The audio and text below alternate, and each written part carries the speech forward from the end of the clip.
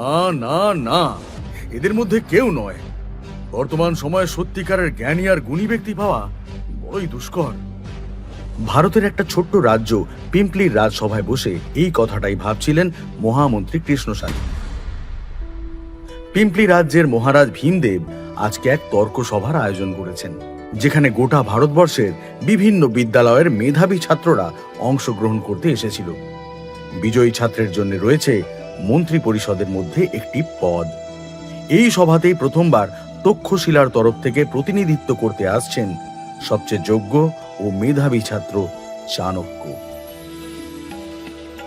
মহামন্ত্রী কৃষ্ণস্বামী সমস্ত প্রতিযোগীদের দেশের কল্যাণের বিষয়ে, সমাজের কল্যাণের বিষয়ে প্রশ্ন করছিলেন, কিন্তু কোনো প্রতিযোগী তার প্রশ্নের সঠিক উত্তর দিতে পারছিলেন না।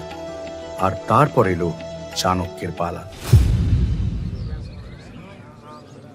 সভায় উপস্থিত সকলকে প্রণাম জানিয়ে নিজের মাথার টিকিটাকে সযত্নে বেঁধে এক অদ্ভুত আত্মপ্রত্যয়ের সাথে মহারাজের সম্মুখে এসে দাঁড়ালেন চাণক্য।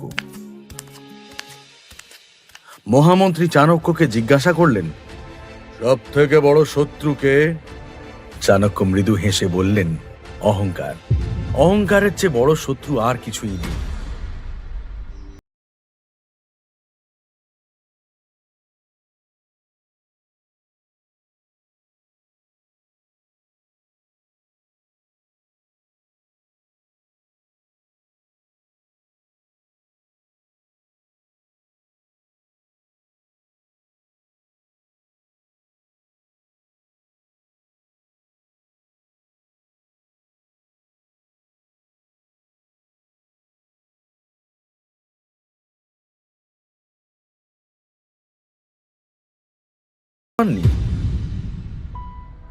কারণ মহারাজের মতে সবচেয়ে বড় ধন হলো রাজকোষ। প্রশ্নোত্তরের পর্বকে আরো এগিয়ে নিয়ে যেতে মহামন্ত্রী জিজ্ঞাসা করলেন, সব থেকে বড় বীর কে? চাণক্যের উত্তর, দানবীর। নিজের সম্পদ যে অকুণ্ঠায় দান করতে জানে, তার চেয়ে বড় বীর আর কেউ হতে পারে না। মহারাজের ধারণা হলো চাণক্য যেন ব্যঙ্গ করছেন তার সাথে, উপহাস করছেন তার বীরত্বের। নিজের ক্রোধকে সংবরণ করতে তিনি নিজের সিংহাসনটিকে শক্ত করে ধরলেন, কিন্তু মহারাজের মনের ভাব বুঝতে পারলেও নির্লিপ্তভাবেই দাঁড়িয়ে রইলেন চাণক্য। কিন্তু সভার অন্য সদস্যরা যখন মহারাজকে দেখলেন, ভয়ে তাদের প্রাণ অবধি কেঁপে উঠল। মহামন্ত্রী তার পরের প্রশ্ন জিজ্ঞাসা করার জন্য উদ্যত হতেই মহারাজ তাকে হাতের ইশারাতে থামিয়ে দিলেন। গম্ভীর স্বরে বললেন, এই ব্রাহ্মণ ছাত্রকে পরের প্রশ্ন আমি জিজ্ঞাসা করব। রাজসভায় এক গভীর নীরবতা, যেন ভীষণ ঝড়ের পূর্বাভাস। চাণক্যের কথা ভেবে সভায় উপস্থিত সবাই শঙ্কিত, কিন্তু চাণক্য নির্লিপ্ত। মহারাজ কঠোর স্বরে জিজ্ঞাসা করলেন, শাস্ত্র বড় না রাজা? চাণক্য একটুও বিচলিত না হয়ে বিনয়ের সাথে বলে উঠল, মহারাজ সাম্রাজ্য প্রতিষ্ঠা করেন, প্রতিপালন করেন, কিন্তু মহারাজের সব সিদ্ধান্তের উৎস হল শাস্ত্র, তাই শাস্ত্রই বড়। ক্রোধে অগ্নিশর্মা ভীমদেব সিংহাসন ছেড়ে উঠে দাঁড়িয়ে চিৎকার করে উঠলেন, মূর্খ! রাজাই সব থেকে বড়, শাস্ত্র নয়। যদি রাজাই না থাকে তবে সাম্রাজ্য প্রজা কিছুই থাকবে না, আর সাম্রাজ্য প্রজা ছাড়া তোমার এই শাস্ত্রের কি মূল্য আছে? এইটুকুও বুদ্ধি নেই তোমার? মহারাজ যতধিক ক্রোধিত, চাণক্য ততধিক ধীর ও শান্ত কণ্ঠে বললেন, আমায় ক্ষমা করবেন মহারাজ, তবে এইটুকুই বলবো, প্রজার জন্য রাজা, রাজার জন্য প্রজা নয়। জনগণ আছে তাই আপনি আছেন। মহারাজ নিজেকে আর সামলাতে পারলেন না। রাগে তার চোখ দিয়ে যেন আগুন ঠিকরে বেরোতে লাগলো। নিজের তলোয়ার বের করে চাণক্যকে বললেন, এখন তোর মতো তুচ্ছ আর সাধারণ ব্রাহ্মণ আমায় জ্ঞান দেবে? ভুলে যাস না, ভিখারির থেকে অধম তুই এখানে দান নিতে এসেছিস। মহারাজের শেষ কথাটা যেন চাণক্যের আত্মসম্মানে ঘা দিল। এটা শুধু তাঁর অপমান নয়, এটা তার মহাবিদ্যালয় তক্ষশিলারও অপমান। তাই সে নির্ভীক কণ্ঠে মহারাজের চোখে চোখ রেখে বলল, মহারাজ, যারা শিক্ষার পূজারী হয় তারা কখনো সাধারণ হয় না। একটা ছাত্রই কিন্তু একদিন শিক্ষক হয়ে গোটা সমাজের নির্মাণ করে। তারা যেমন কিছু গড়তে পারে তেমনি ভাঙতেও পারে। আর রইল দানের কথা, তাহলে আপনাকে জানিয়ে দিতে চাই, আমি এখানে কোনো দান নিতে আসিনি।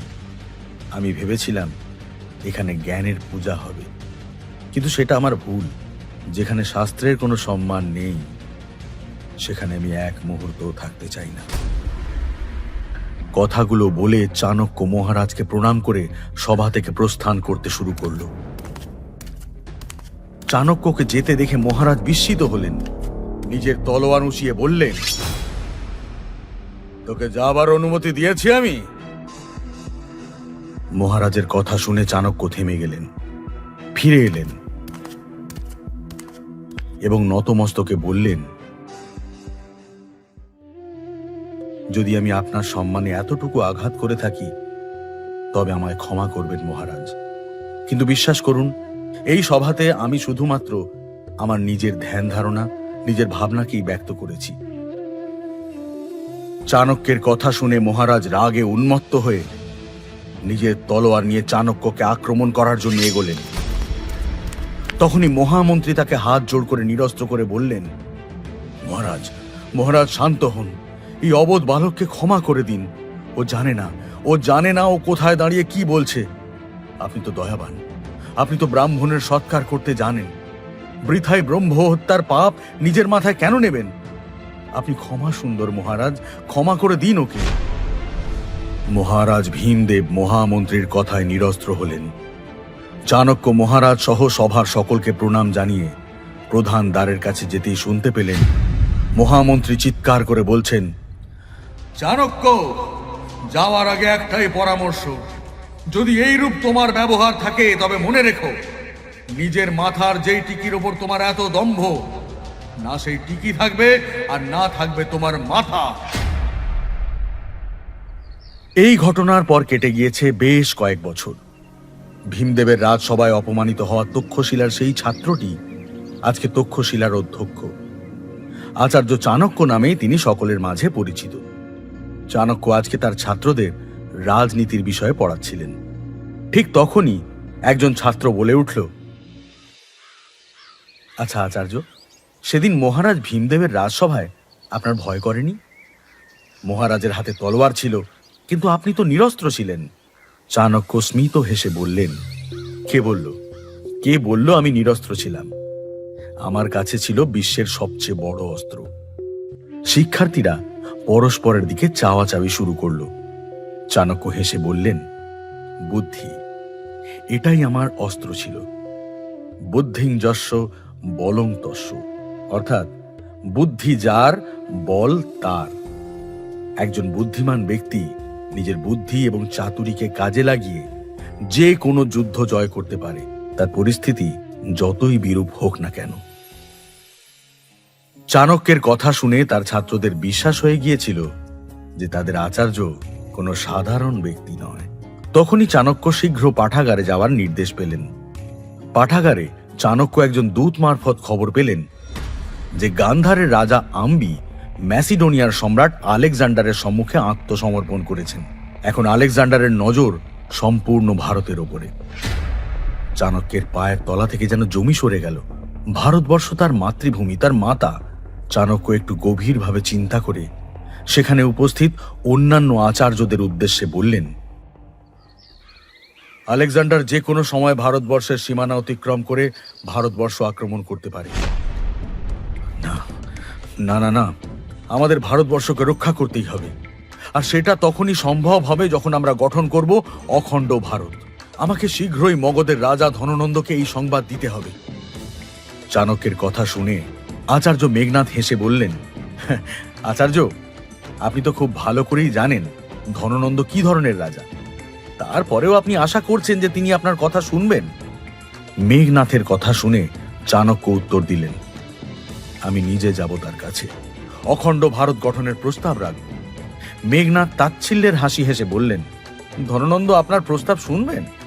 রাজা ভীমদেবের সভা থেকে আপনি জীবিত ফিরেছিলেন আচার্য চাণক্য, কিন্তু যদি ধননন্দের সভায় যান তবে সম্মানের সাথে সাথে প্রাণটাও খোয়াতে হবে।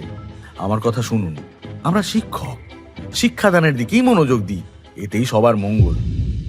চাণক্য অত্যন্ত অবাক হয়ে বললেন, আচার্য আচার্য আমি একজন ব্রাহ্মণ। একজন ব্রাহ্মণের প্রকৃত কর্তব্য হলো মানুষকে সঠিক পথে চালিত করা। যদি ধননন্দ বিপদগামী হয়েছেন তবে আমার কর্তব্য তাকে সঠিক পথ দেখানো, তার ভুল শুধরে দেওয়া। তা না হলে সর্বনাশ হয়ে যাবে, সবকিছু শেষ হয়ে যাবে। মেঘনাদ বিদ্রুপ করে বললেন, তবে মনে হয় এটাই আমাদের অন্তিম সাক্ষাৎ। আসুন আজকের ভোজনটা আমরা একসাথেই করি। চাণক্য মেঘনাথের দিকে গভীর দৃষ্টিতে তাকিয়ে বললেন, নিশ্চয়ই আচার্য, কিন্তু এখন নয়। আমার দেশ ও মাতৃকা ভারতবর্ষের ভাগ্য সুরক্ষিত করে, অখণ্ড ভারতের ভিত্তিপ্রস্তর স্থাপন করে তারপরেই আমি আসবো আপনার কাছে ভোজন করতে। এখন বিদায় নিই। চাণক্য তক্ষশিলা থেকে দীর্ঘ 5 দিনের যাত্রা অতিক্রম করে অবশেষে পৌঁছলেন মগধের রাজধানী পাটলিপুত্রতে। কিন্তু সেখানে পা রাখতেই চাণক্য চমকে উঠলেন। চাণক্য বিস্ফারিত চোখে দেখলেন নগরের প্রান্তে বহু মৃতদেহ ফাঁসি দেওয়া অবস্থায় ঝুলছে, আর কিছু সৈন্যরা এক এক করে সেই দেহগুলোকে নিচে নামাচ্ছে। চাণক্যের বুঝতে বাকি রইল না যে এদের সকলকে মৃত্যুদণ্ড দেওয়া হয়েছে। শোকে ব্যাকুল পরিবার পরিজনরা পাগলের মতো কান্নাকাটি করছে। ওদের মধ্যে থেকে একজন বৃদ্ধার দিকে নজর গেল চাণক্যের। সে তার ছেলের মৃত শরীরটার উপরে আছড়ে পড়ে কাঁদতে কাঁদতে বলছে, আর কতদিন প্রিয়জনকে এভাবে হারাতে হবে? আর কত লোককে তোমরা এভাবে হত্যা করবে? কর দিতে পারছে না বলে কি সমস্ত প্রজাকে হত্যা করবে তোমরা? বৃদ্ধার কান্না শুনে সৈন্যরা রেগে গিয়ে বৃদ্ধাকে ধাক্কা দিয়ে মাটিতে ফেলে বলল, এ বুড়ি, বেশি কথা বললে না তোকেও এক্ষুনি এইখানে ফাঁসিতে ঝুলিয়ে দেব। ভালো চাস তো চুপচাপ চলে যা। কথাটা বলেই সৈন্যরা বৃদ্ধার ছেলের মৃতদেহটি গরুর গাড়ির মধ্যে ছুঁড়ে ফেলে চলে গেল। চাণক্য বৃদ্ধার দুর্দশা আর দেখতে পারলেন না। দৌড়ে গিয়ে বৃদ্ধাকে ধরে বললেন, মা মা সাবধানে উঠুন। বৃদ্ধাকে একটা গাছের নিচে বসিয়ে অনুকম্পার সুরে বললেন, মা, না আমি আপনার দুঃখ কম করতে পারবো, আর না আপনার ছেলেকে ফিরিয়ে দিতে পারবো। শুধু এইটুকুই বলবো যে আমি খুব শীঘ্রই আপনাদের এই সমস্যার সমাধানের পথ বের করব। আমি আপনাকে প্রতিশ্রুতি দিচ্ছি, আমি আজকেই মহারাজ ধননন্দের দরবারে যাব আর তাকে প্রজাদের এই দুর্দশার কথা জানাবো। তাকে বুঝতেই হবে যে এইভাবে একটা রাজ্য চলতে পারে না। অশ্রু ছলছল চোখে বৃদ্ধা চাণক্যের মাথায় স্নেহের হাত বুলিয়ে বললেন, আজকে প্রথমবার আমার মনে হলো যে মগধের বুকে এখনো প্রাণ রয়েছে। তুমি এটুকু করুণার বাক্য বলেছ, এটাই আমার জন্য অনেক বাঁচা। তবে দয়া করে তুমি প্রতিশ্রুতি দিও না, কারণ তুমি জানো না তুমি যার কাছে যাচ্ছ সেই রাজার মধ্যে করুণার এতটুকু আভাস নেই। সে নির্মম, নির্দয়। এ পথ বড় কঠিন। চাণক্য বৃদ্ধার পা ছুঁয়ে বললেন, তবে সেই বন্ধুর পথে আপনার আশীর্বাদই আমার পাথেও হোক মা। চাণক্য যখন রাজমহলের সামনে পৌঁছলেন, দ্বার রক্ষক তাকে গম্ভীরভাবে জিজ্ঞাসা করল, আপনি কে? চাণক্য খুব নম্রভাবে জানালেন, আমি তক্ষশিলার আচার্য চাণক্য। খুবই আবশ্যক বিষয়ের জন্যে আমি মহারাজের সাথে সাক্ষাৎ করতে চাই। চাণক্যের পরিচয় শুনেও দ্বার রক্ষক অত্যন্ত রূঢ়ভাবে বললেন, মহারাজ এখন অত্যন্ত ব্যস্ত, আপনি অপেক্ষা করুন। চাণক্য এক স্থানে বসে অপেক্ষা করতে থাকলেন। দেখতে দেখতে বিকেল হয়ে গেল। যতবারই চাণক্য দ্বার রক্ষককে জিজ্ঞাসা করতেন ততবারই দ্বার রক্ষক জানাতো যে মহারাজ ব্যস্ত আছেন। চাণক্য বুঝতে পারলেন সরল রাস্তায় কার্যসিদ্ধি সম্ভব নয়।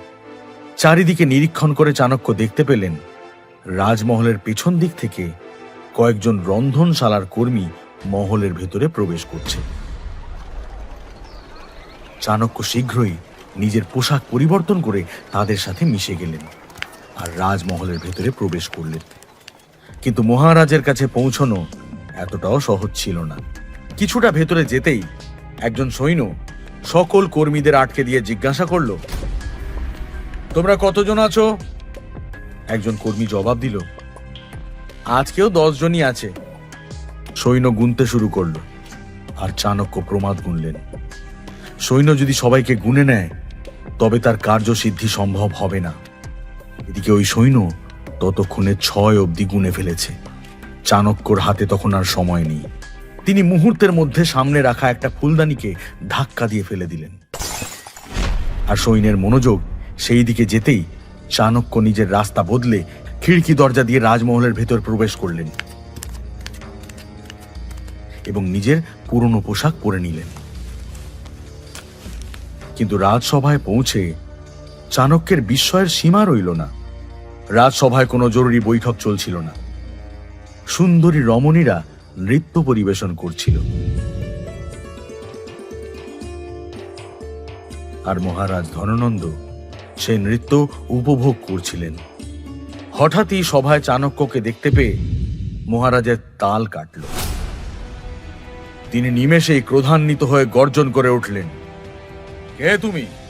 ভেতরে এলে কি করে? সহসা নৃত্য থেমে গেল, সঙ্গীত বন্ধ হয়ে গেল। চাণক্য ধীর পায়ে মহারাজের সন্নিকটে এসে হাত জোড় করে বললেন, মহারাজ, আমি তক্ষশিলার আচার্য চাণক্য। ধননন্দ ক্রোধ সংবরণ করে স্বাভাবিকভাবেই বললেন, প্রণাম আচার্য, কিন্তু এমন কি কারণ ছিল যার জন্য আপনাকে এইভাবে রাজসভায় চলে আসতে হলো? চাণক্য নম্রভাবে বললেন, মহারাজ, আমি দ্বার রক্ষকের কাছে বার্তা পাঠিয়েছিলাম। চাণক্যের কথা শেষ হবার আগেই মহারাজ উগ্রভাবে বললেন, তো দ্বার রক্ষক না বললেও আপনি এইভাবে ভেতরে চলে আসবেন? আপনার শিক্ষা কি আপনাকে এইরূপ আচরণের অনুমতি দেয়? চাণক্য গম্ভীর কণ্ঠে বললেন, মহারাজ, আমার এই অপরাধের জন্য আপনি আমাকে ক্ষমা করবেন, কিন্তু আপনার সাথে আমার দেখা করাটা অত্যন্ত গুরুত্বপূর্ণ।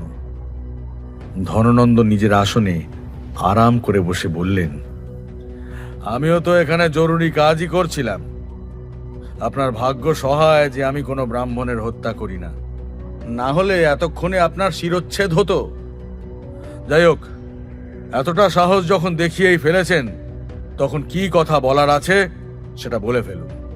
চাণক্য সমস্ত অপমান মুখ বুজে সহ্য করে বললেন, গান্ধারের রাজা আম্বি ম্যাসিডোনিয়ার সম্রাট আলেকজান্ডারের কাছে আত্মসমর্পণ করে দিয়েছে। এবার আলেকজান্ডার যে কোনো সময় ভারত আক্রমণ করতে পারে, আর তাকে আটকানোর জন্য অখণ্ড ভারতবর্ষ নির্মাণ করার বিশেষ প্রয়োজন। ধননন্দ স্মিত হেসে বললেন, আচ্ছা, আচার্য আমার সাথে রাজনীতির চর্চা করতে এসেছেন। ঠিক আছে, আমার কাছে এসে বসুন, আমরা চর্চা করি। চাণক্য একটু ইতস্তত করলেন, কিন্তু রাজ আদেশ মানা ছাড়া উপায় কি? কিন্তু মহারাজের নিকটে যেতেই ধননন্দ এমন কথা বললেন যা চাণক্য কল্পনাও করতে পারেননি। ধননন্দ তাচ্ছিল্যের সুরে চাণক্যকে বললেন, এবার নিজের হাঁটুর ওপরে ভর দিয়ে বসে পড়ুন তো। অপমানে চাণক্যের সারা শরীর কেঁপে উঠল। তবুও তিনি নিজের সমস্ত আত্মসম্মান বিসর্জন দিয়ে দেশ ও দশের কল্যাণে রাজার কথা পালন করলেন। চাণক্য বসতেই ধননন্দ উৎফুল্ল হয়ে বলে উঠলেন, এই তো, এটাই হলো তোর যোগ্য স্থান। এবার বল, তোর মতো তুচ্ছ ব্রাহ্মণ আমায় শেখাবে যে কিভাবে রাজ্য পরিচালনা করতে হয়, কিভাবে রাজ্যের সুরক্ষা করতে হয়। একজন দরিদ্র শিক্ষক তুই, যেটা তোর কাজ সেটাই কর। রাজা আমি, আমার কাজ আমাকেই বুঝতে দে। চাণক্য বললেন, ক্ষমা করবেন মহারাজ, আমার শিক্ষা আমায় শিখিয়েছে যে এই রাজ্য যতটা আপনার ততটাই আমাদের সবার।